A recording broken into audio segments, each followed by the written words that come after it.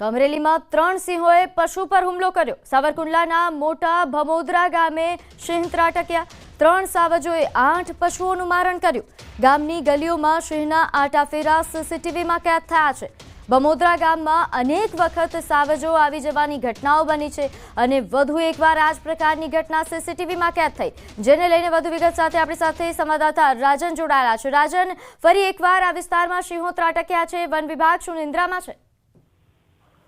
બિલકુલ, જો વાત કરવામાં આવે તો આમ તો ગીર કાંઠાના જે તાલુકા વિસ્તાર છે, ખાસ કરીને સાવરકુંડલા, આંબા અને રાજુલા, ધારી આ વિસ્તારમાં ખાસ વારે રાની પશુઓ ઘૂસી આવતા હોય છે અને વધુ એક વખત આ પ્રકારની ઘટના બની છે। સ્વાભાવિક રીતે જે રીતે રખડતા ભટકતા પશુઓ હોય છે તેમનું મારણ કરવા માટે સાવજો ગામમાં ઘૂસી આવે છે અને એ જ પ્રકારે ગઈકાલે રાત્રે સાવરકુંડલા તાલુકાના ભમોદરા ગામમાં 3 સિંહો ત્રાટક્યા હતા અને ગામમાં આરામ ફરમાવી રહેલી ગાયો ઉપર ત્રાટક્યા હતા, જેમાંથી લગભગ 8 જેટલી ગાયોના સાવજોએ મારણ કર્યા છે, જેના કારણે ગ્રામ લોકોમાં પણ ભય છે, કારણ કે સતત સિંહ અને દીપડાના આટાફેરાઓ વધી રહ્યા છે। જી આભાર માહિતી આપવા બદલ। તો આગળ વાત મેઘમહેરથી ગીર ગઢડા પંથકનો દ્રોણેશ્વર ડેમ છલોછલ થયો છે। મચુંદરી નદીમાં કાંઠે પૌરાણિક દ્રોણેશ્વર મંદિર અને મારુતિધામ આવેલું છે, ત્યારે હાલ શ્રાવણમાં ભાવિકો દર્શનાર્થે આવે છે।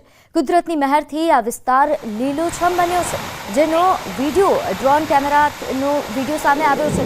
ડ્રોન કેમેરાની મદદથી લેવાયેલા દ્રશ્યોમાં અહીંનું કુદરતી સૌંદર્ય નયનરમ્ય લાગી રહ્યું છે। તો કુદરતની મહેરથી હાલ વિસ્તાર છલોછલ થયો છે। અહીં ગીર ગઢડાનો દ્રોણેશ્વર ડેમ કે જે છલોછલ થયો, વરસાદી માહોલમાં અહીં પ્રકૃતિ એ સોળે કળાએ ખીલી ઉઠી છે, જેના દ્રશ્યો સામે આવી રહ્યા છે। અલગ અલગ દ્રશ્યો વિસ્તારથી સામે આવ્યા છે।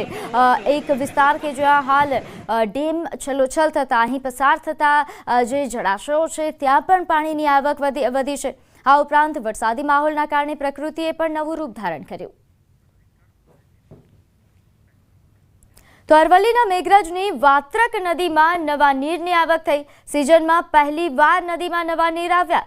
ઉપરવાસમાં પડેલા ભારે વરસાદના કારણે નદી બે કાંઠે વહી રહી છે। આસપાસના વિસ્તારોમાં બોર કૂવાના તળ પણ ઊંચા આવશે। નદી બે કાંઠે વહેતી થતાં ખેડૂતોમાં ખુશીનો માહોલ છે।